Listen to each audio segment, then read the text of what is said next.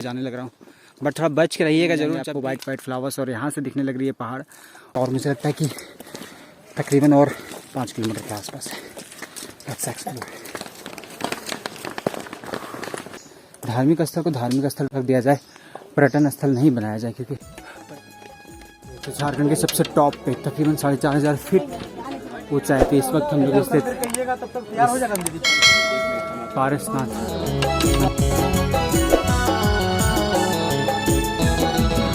जोहार गाइज और good morning आप सबको। इस वक्त मैं पारसनाथ पहाड़ में, ये ब्लॉग मैं इंस्टेंट डालने लग रहा हूँ बिकॉज कुछ ऐसी जगह होती हैं जहाँ के ब्लॉग्स मुझे इंस्टेंट डालने पड़ती है। तो 43वें दिन को मैं यहाँ मधुबन पहुँचा था और आज 244वें दिन को मधुबन से ऊपर पारसनाथ पहाड़ की यात्रा करने लग रहा हूँ। मैं आपको बताऊँ कि सुबह के 4 बजे ही जाने वाला था, बट कुछ कारणवश नहीं जा पाया। इसके पीछे का कारण कुहासा भी है। तो चलिए हम इस आज की पद यात्रा को स्टार्ट करें और पारसनाथ पहाड़ की ओर विथ दिस लगेज और बहुत सारी चीज़ें जो है वो बताऊंगा मैं डिटेल में। ऊपर मौका मिलता है तो मैं जितने भी टाउन है वो सारे यात्रा के दौरान घूमूंगा। और इसके पहले अगर आप यहाँ पे आना चाहते हैं, पारसनाथ पहाड़ की यात्रा करना चाहते हैं, तो कुछ इन जगहों से कुछ इस प्रकार आ सकते हैं। ये डिटेल मैंने यहाँ पे दे दी है।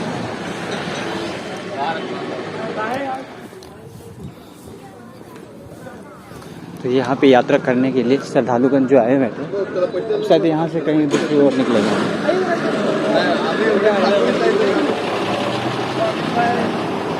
और ये अति खूबसूरत पीछे मंदिर रह गया हमारा। बस थोड़ी दूर में स्टार्ट हो जाइए जर्नी। पारसनाथ पहाड़ अपने झारखंड के सबसे ऊंची चोटी, तकरीबन 4500 फीट ऊपर हम जाने वाले हैं। वैसे एक यहाँ पे स्थित सभी मंदिरों का ब्लॉग जरूर बनाऊंगा मैं, और वो ब्लॉग जो है वो आप बाद में देखोगे। तथाकथित जैसे ब्लॉग्स देखते हो ना, वैसे देखोगे वो सारे। चढ़ने से पहले यहाँ पे आपको लाठियाँ मिल जाती है, अगर आप लेना चाहते हैं तो सहारे के लिए ले सकते हैं। जैसे मेरे पीछे आप देख रहे होंगे कि कई सारे लोग लाठी लेकर चल रहे हैं, और ये उचित भी है क्योंकि कई सारे लोगों को ये सहारे की आवश्यकता भी होती है। चलने से पूर्व ना गाड़ियाँ भी आप हायर कर सकते हैं। कितना लेते हैं भैया? रेट क्या तो अभी तक गाड़ी भी बंद है, फिर भी 2000-3000। तो आप मुलाय उलाई कर लें खुद से, क्या कुछ होगा क्या कुछ नहीं होगा। और मैं तो सजेस्ट करूंगा यार, इधर आए हो तो ट्रैक करने के लिए जाओ। जल मंदिर यहाँ से 10 किलोमीटर, पासरुनाथ मंदिर 9.5 किलोमीटर, चंद्र प्रभु टोंक 11 किलोमीटर, और टोटल मिलाकर के ये साइड से भी कुछ ऐसे है डिस्टेंस। मैं आपको बताऊं कि 2 रास्ते जाते हैं। पहला तो एक डायरेक्ट जल मंदिर जाएगा और दूसरा डायरेक्ट पासरुनाथ मंदिर जाएगा। तो चलिए देवी और सज्जनों, आप सबों को झारखंड के सबसे ऊँची चोटी पे चलिए। मैंने भी एक लाठी ले ली क्योंकि मेरे लिए ये एसेंशियल हो जाएगा थोड़ी देर बाद। कुछ यात्रीगण होकर के आने लग रहे हैं। तो जर्नी यहाँ से स्टार्ट होती है और मंदिरें भी। रक्षक देव क्षेत्रपाल बाबा मंदिर। मैं इस वक्त चढ़ रहा हूँ 8:45 बजे, और मेरा ये मानना है कि मैं 11 बजे तक शायद ऊपर पहुँच जाऊँगा। Let's see with this luggage, I think it is not so possible at all, but फिर भी प्रभु की कृपा दृष्टि रही तो हम शायद 11 बजे तक पहुंच जाए या उससे पहले ही। चलते चलते मैं आपको यहाँ से ही बिगनिंग करके बताऊँ आपको कि ये प्रसिद्ध पारसनाथ मंदिर, कुछ लोग इसको श्री सम्मेद शिखर जी भी कहते हैं और कुछ इसको मारंग बुरु भी कहते हैं। जी आप सही सुन रहे हो, हमारे बोकारो में लुगु बुरु है और ये इस गिरिडीह के जिले में मारंग बुरु है। मारंग मतलब महान होता है, पुराना होता है, अत्यंत प्राचीन होता है, और बुरु मतलब होता है पहाड़। तो संथाल ट्राइब्स के लोग यहाँ पे पूजन करने के लिए आते हैं। इन शॉर्ट मैं ये बता सकता हूँ कि सरना धर्म को फॉलो करने वाले लोग यहाँ पे मारंग बुरु को पूजने के लिए आते हैं। थोड़ी कड़ी चढ़ाइयों में इसके सहारा लेनी पड़ेगी मुझे।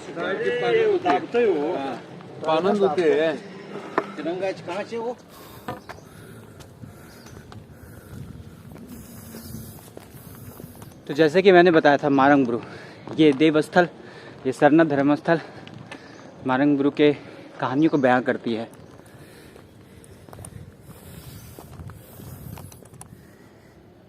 बीच में आप साल के पेड़ की शाखा देख सकते हैं और कुछ पत्थर, क्योंकि संथाल परगना जो है गिरिडीह के बाद स्टार्ट हो जाती है। आपको बता दूं, आदिवासी बाहुल इलाके हैं ये। यहाँ पे आपको संथाल ट्राइब्स के लोग मिल जाते हैं, और जितना पुराना इतिहास जैन धर्म स्थल के होने का है, उतना ही पुराना इतिहास इनका भी है।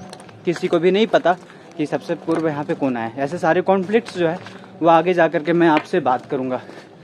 चलिए फ़िलहाल यहाँ से उन सभी महान आत्माओं को, उन सभी महाप्रभुओं को, उन सभी यहाँ के रक्षकों को नमन करते हुए मैं इस पदयात्रा पे आगे बढ़ूँ। इस पारसनाथ श्री सम्मित शिखर जी के यात्रा की सबसे अच्छी कहानी यह है कि आज तक यहाँ पे किसी भी प्रकार के जंगली जानवरों का आतंक या फिर अटैक जो है वो सुनने को नहीं मिला। यहाँ पे यात्री 2-2 बजे रात तक, 2-2 बजे रात से ही यात्रा करना स्टार्ट कर देते हैं। तकरीबन वो 27 किलोमीटर की जर्नी करते हैं। 9 किलोमीटर जाना, 9 किलोमीटर आना है, 9 किलोमीटर टोंक वहाँ पे जो सारे हैं। मैं रात को इसलिए यात्रा नहीं कर पाया क्योंकि मुझे भी बहुत कुछ शूट करना था और आपके साथ जिक्र भी करना था।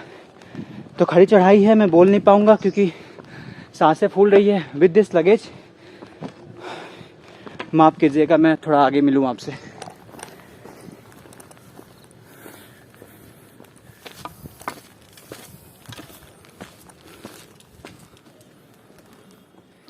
कितनी अच्छी बात लिखी गई है इस बोर्ड में कि इस पवित्र पहाड़ चढ़ते समय आचार विचार एवं सकल संकल्प भी उच्चतम होना चाहिए।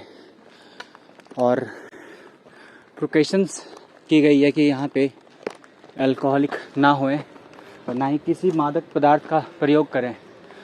खास करके बीड़ी सिगरेट तो बिल्कुल भी नहीं, क्योंकि लोग कई बार उनके तिनके गिरा देते हैं और उससे जंगलों में आग लग सकती है। एक और बात बताना है मुझे, बट आगे जाके एक मंदिर है, उस मंदिर को थोड़ा सा दिखाते चलूँ। इसके पूर्व में भी मैं 2 बार आया हूँ।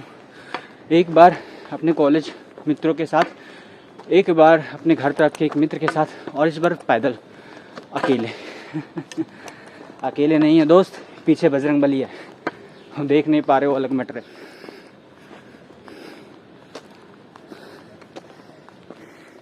कुछ आंटी लोग हैं। कहाँ से आप लोग? हम लोग बंगाल से। बंगाल से? कुछ झारखंड से ही है। आप कहाँ से? झारखंड में कहाँ से? झारखंड गिरिडीह। गिरिडीह। आप बंगाल से फर्स्ट टाइम आ रहे हैं? पहली बार आ रहे हैं? हाँ, हम पहली बार। आप भी? हम लोग को भी बाकी है आगे।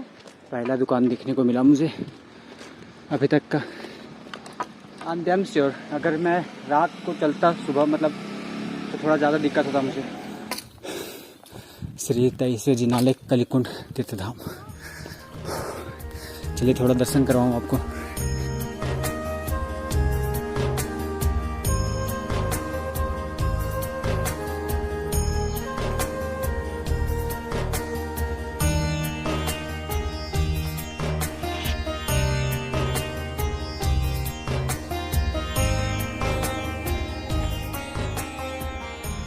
जिस मंदिर को विजिट करके दिखा रहा था आप उस सिनेमैटिक शॉट्स, उससे बाहर निकल चुका हूँ। और इन रास्तों में ना ऐसे ऐसे बोर्ड्स बहुत सारे जिनमें इतने अच्छे बातें लिखी गई हैं कि पूरे जीवन संवर जाए आपकी।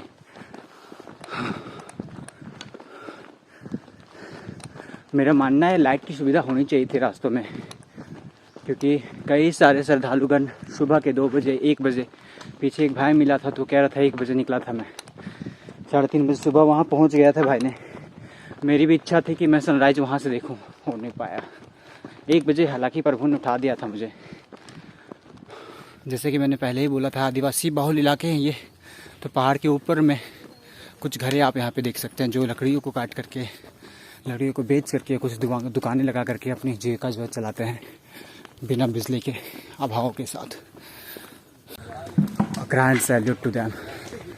बहुत बड़ी बात है इन पहाड़ों में रहना, जहाँ पे जंगली हाथियों, भालुओं, तेंदुआओं का डर हमेशा रहता है। छोटी छोटी हट बनाई गई है। वैसे मैं बताऊँ, ये सिर्फ आप ही के ऊपर आश्रित रहते हैं, तो जब भी आए कुछ देते हुए जाए इनको।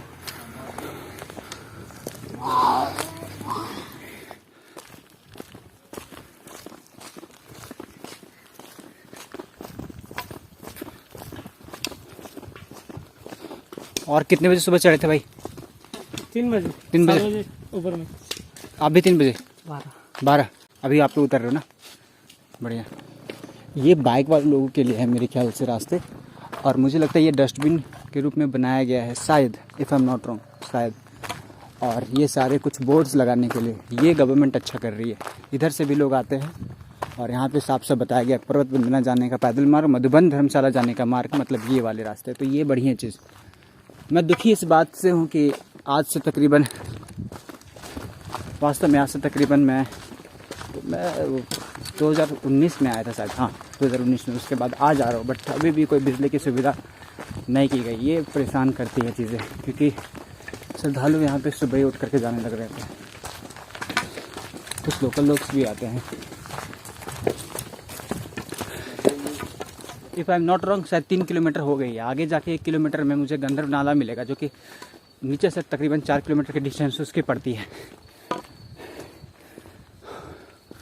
वहाँ पे थोड़ी देर बैठूँगा, उसके बाद फिर आगे निकलूँगा। मुझे लगता है कि मैं 10:30 से 11 बजे तक पहुँच जाऊँगा। तो रास्ते में बंदर दिखना स्टार्ट हो गए, और जो भी यात्रीगण आए उनको थोड़ा सा परेशान ये करें, इसलिए मुझे लगा कि मज़ा आएगा बंदरों को देखते हुए भी जाऊँगा। उतरते वक्त तो ब्लॉग अच्छा नहीं लगता है, तो बस मैं अभी देखते हुए जाने लग रहा हूँ। बट थोड़ा बच के रहिएगा ज़रूर, जब भी आप आते हैं तब भी इनके लिए एक अपॉर्चुनिटी होता है कि ये आपसे कुछ छीने झपटे। तो ऐसे जब लकड़ियों को लेकर के आए तो इससे बचते उछते चले जाएँ, निकल जाए, छेड़खानी ना करें। इतनी बंदरों वाली जगह से मेरी सबसे अच्छी माहौल जमती है। कई सारे फूल देखने के लिए मिल जाएंगे आपको, वाइट वाइट फ्लावर्स। और यहाँ से दिखने लग रही है पहाड़, उसी पहाड़ की ओर होते हुए हमें जाना है। 4 किलोमीटर की जर्नी को तय करके अभी गंधर्व नाला के पास हम पहुँचे हैं। यहाँ पे छोटी छोटी सोलर पैनल प्लेट्स देख सकते हो यूज़ के लिए। कई सारे होटलें बनी हुई थी पहले, बट अभी इन होटलों तक ही सीमित है। अब मैं यहाँ पे जाके 5 मिनट बैठने वाला हूँ, उसके बाद फिर आगे जाऊँगा। गंधर्व नाला, ये चढ़ाई सबसे ऊपर थी। Oh my God, it was miracle. वैसे मेरे आगे देख 2 बच्चे चल रहे हैं। कहाँ से भी आप लोग? अरे बताओ कहाँ से आए? हाँ बस से, बोलपुर से। मुझे एक नींबू रखना पड़ा क्योंकि अभी पानी में पी नहीं सकता, और मुझे लगता है कि तकरीबन और 5 किलोमीटर के आसपास है। तो आप लोग सब साथ में आप लोग बच्चे की पार्टी अलग अलग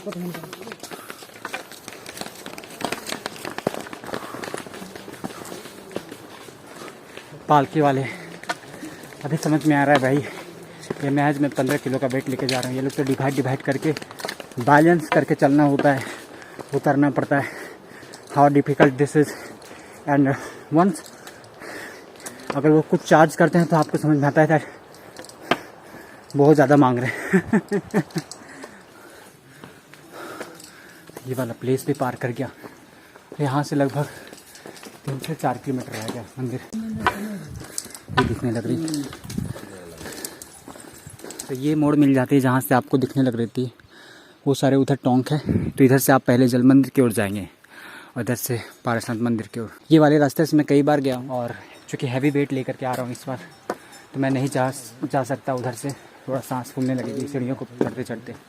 सो इट इज़ बेटर कि मैं इधर से ही जाने लग रहा हूँ अभी।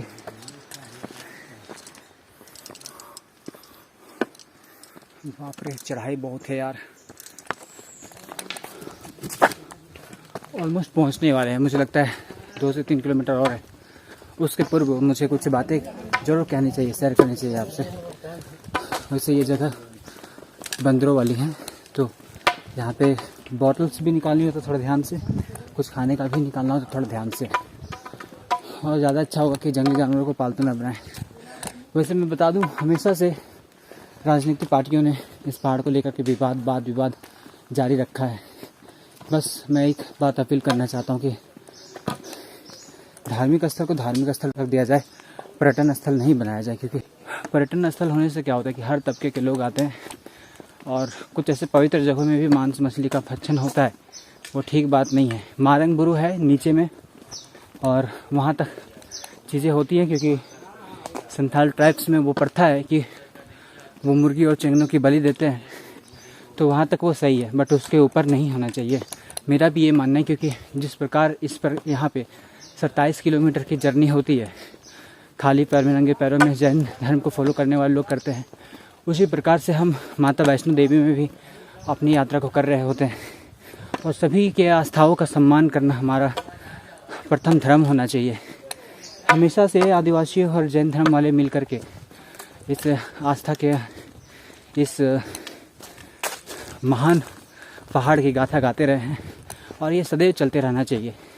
राजनीतिक पार्टियों को अपनी रोटी सेकने से इस जगह से बचनी चाहिए, क्योंकि पहाड़ सबकी होती है। नदी, नाले, झरने, कुएं की पानियाँ, इनमें सबों का हक होता है, इनमें सभी का अधिकार होता है। इसमें कोई ऐसा नहीं जता सकता कि ये मेरा है, ये तुम्हारा है। और मुझे लगता है कि सभी धर्मों ने प्रेम ही सिखाए। हम सभी सनातन के ही अंग हैं, और सनातनी शिक्षा को भी बरकरार रखी जानी चाहिए। इसके साथ साथ जो भी यहाँ पे घूमने के लिए आते हैं, आप सबों से नम्र निवेदन कि यथाकथा कचरे ना फैलाएं। बंदरों का आतंक इन जगहों पे ज़्यादा होगा आपको। लगभग जब आप पहुँचने वाले होंगे उस दरमियान थोड़ी सतर्क रहें, क्योंकि अटैक कभी भी कर सकते हैं। इन बंदरों को उम्मीद होती है कि आप कुछ देंगे यहाँ से, इनको बोतल वगैरह, कुछ चिप्स वगैरह चारों तरफ से मिल जाएंगे। लगभग हम पहुँचने वाले हैं और 1 किलोमीटर। कहाँ से आए आंटी आप? हरिद्वार से आए? उत्तराखंड से। अच्छा, फर्स्ट टाइम आए ना यहाँ पे? नहीं, आते रहते हैं हर साल पैदल फर्स्ट बार जा रहे हैं। पैदल फर्स्ट टाइम आ रहे हैं। ओके ओके, कोई नहीं, अब तो पहुँच ही गए, थोड़ी देर और वो रहा मंदिर, थोड़ा दूर और बस ऑलमोस्ट पहुँच गए हैं। पीछे एक CRPF कैंप छूट गया, जहाँ पे आपके पीने के लिए पानी की व्यवस्था की जाती है, और कई सारे श्रद्धालु गण इस वक्त उतरते हुए। थोड़ी सी यहाँ से नज़ारे देख लो, बट कुछ ही नहीं दिखेगा बिकॉज धुंध छा गई है। पहले अगर धुंध साफ होती थी तो नीचे के नज़ारे दिखते थे यहाँ से। ये जगह इस पारसनाथ के सबसे खूबसूरत है, और इस जगह से नीचे के नज़ारे देखने में, वो भाई साहब, आगे जाके एक और व्यू मिलेगा छोटा सा।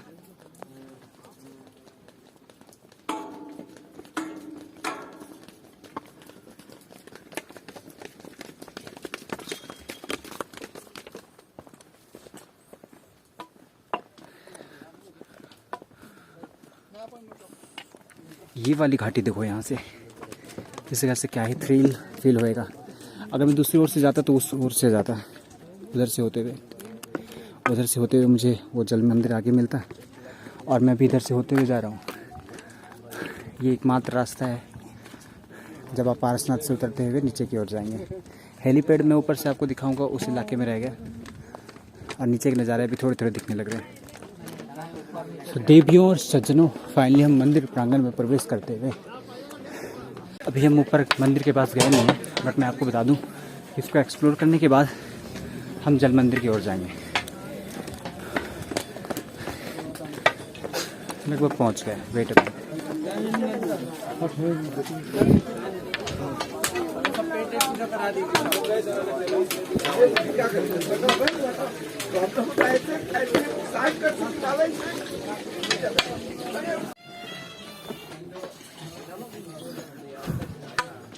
फाइनली हियर वी गो, मुख्य मंदिर।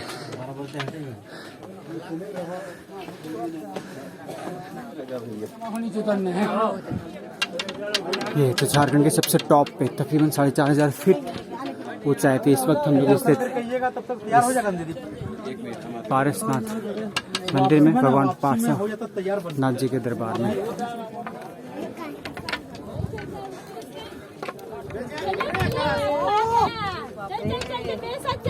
लो सुनो, मैं 2 मिनट को लो, पकड़ना। क्या ऊंचाई है। श्री पार्श्वनाथ स्वामी भद्रकुट जी के दरबार में प्रवेश करते हुए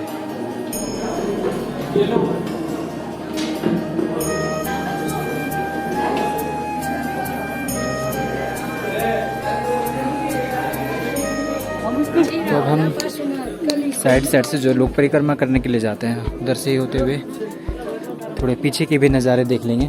और इस वक्त खड़ी दोपहर का टाइम, तकरीबन 1 बज गया। धुंध अभी भी नहीं हटी, बट इस छोर से आप देख सकते हैं इस नीचे की इन नज़ारों को। काफ़ी भयावह लगता है देख करके, क्योंकि खाई समझ में आती है और इस ओर जब आते हैं तब तो भयावह थोड़ा सा दोगुना बढ़ जाता है डर। ये देखिए कुछ इस प्रकार से घाटियाँ नीचे दिखने को मिल रही है और अपने झारखंड के सबसे ऊंची चोटी पे इस वक्त तकरीबन 4500 फीट ऊपर कई श्रद्धालु दूर दूर से आते हैं।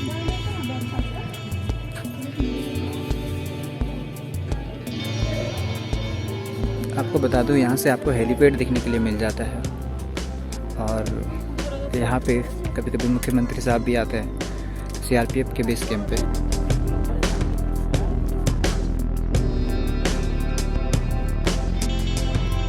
गाइस वो जो रास्ते दिख रहे हैं ना, मैं आपको बता दूं वहाँ से बाइक वगैरह उसी रास्ते से होते हुए इस हेलीपैड तक आती है और उसके बाद फिर आपको चढ़ना होगा पैदल।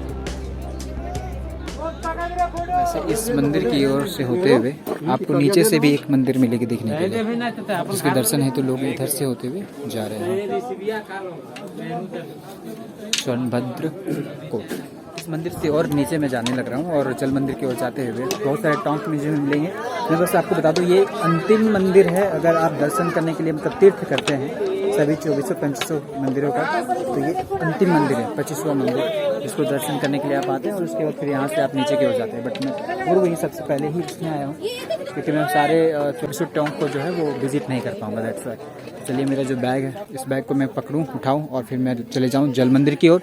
वहाँ से कुछ टोंक दिखेंगे, उस टोंक को दर्शन करते हुए आपको कुछ और भी जो विशेष बातें रह गई हैं इस जगह के बारे में आपको बताऊं और उसके बाद फिर इस वीडियो को जो है ख़त्म करेंगे। पीछे आप टोंक देख रहे हैं, ऐसे बड़े छोटे मिला करके 30 टोंक हैं और जैसा कि मैंने आपको बताया 24 में से 20 तीर्थंकर थे यहाँ पे, इन्होंने मोक्ष प्राप्त किया था। तो इस और से एक्चुअली मैं जल मंदिर की ओर जाता हूँ, जल मंदिर से इधर से ही होते हुए मुझे मुख्य मंदिर की ओर आना था, बट इट्स फाइन कि अब मैं उधर ही जाने लग रहा हूँ। उसके पूर्व मैं आपको बता दूं कि सबसे अंतिम दर्शन आप उस मंदिर का करते हैं, बाकी सारे टोंक इधर से उधर है। जी अजितनाथ भगवान जी का टोंक है, आगे नहीं जा सकता क्योंकि चप्पल पहना। वैसे ऐसे जो बोर्ड्स हैं ना, इन बोर्डों में इनकी हर डिटेल के बारे में दी गई है, उनके पिता कौन थे, कितने साल पूर्व मोक्ष प्राप्त किए थे, ये सारी चीज़ें। एक और रास्ता जो मुझे बहुत ही भाता है जब मैं पारसनाथ के दर्शन करने के लिए आता हूँ, यही कारण है कि मेरा ये रास्ता बड़ा फेवरेट है क्योंकि दोनों ओर जो है फ्लावर्स आपको देखने को मिलती हैं इस यात्रा में। इन रास्तों में 2 टोक ऊपर रह गया, इधर से वैसे आप जा सकते हैं। देखिए पीछे मंदिर वहाँ पे दिख रहा है और एक और टोक यहाँ पे।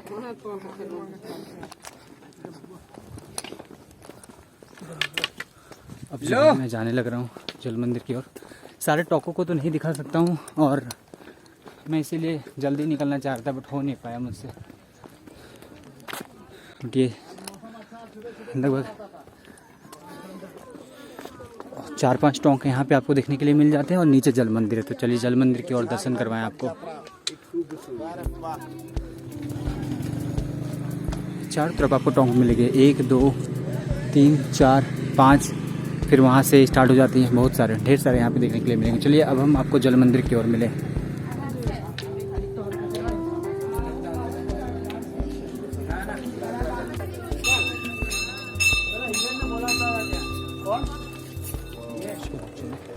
एक बार फिर जल मंदिर पहुंच गया मैं और संभवतः यहीं पे मेरी लास्ट दर्शन होगी। चलिए दिखाऊं। मेरा स्टिक गिर गया यार, आने वक्त तो बड़ा इजी तरीके से आ गया, अब दिक्कत होगा चढ़ने के टाइम। यह है जल मंदिर।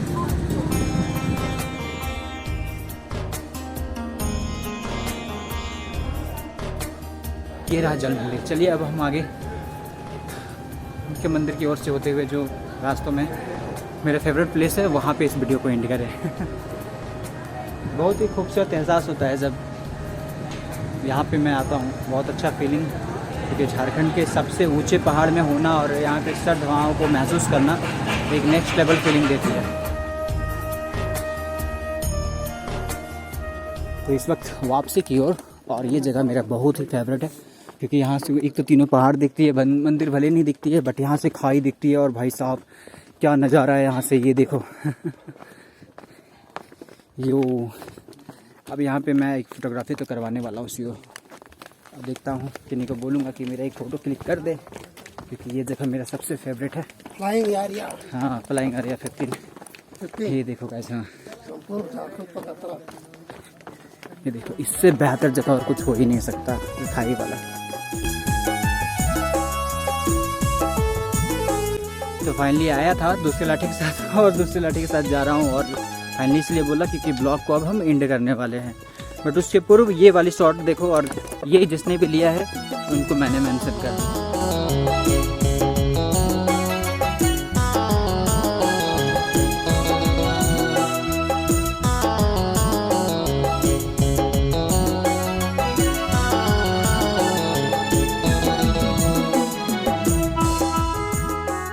चलिए गाइस, मिलते हैं अब।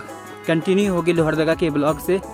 इस वक्त मैं पारसनाथ तो पहुंच गया हूं, बट पारसनाथ से आगे होते हुए गिरिडीह की ओर जाऊंगा। हो सकता है गिरिडीह का भी एक इंस्टेंट ब्लॉग हो।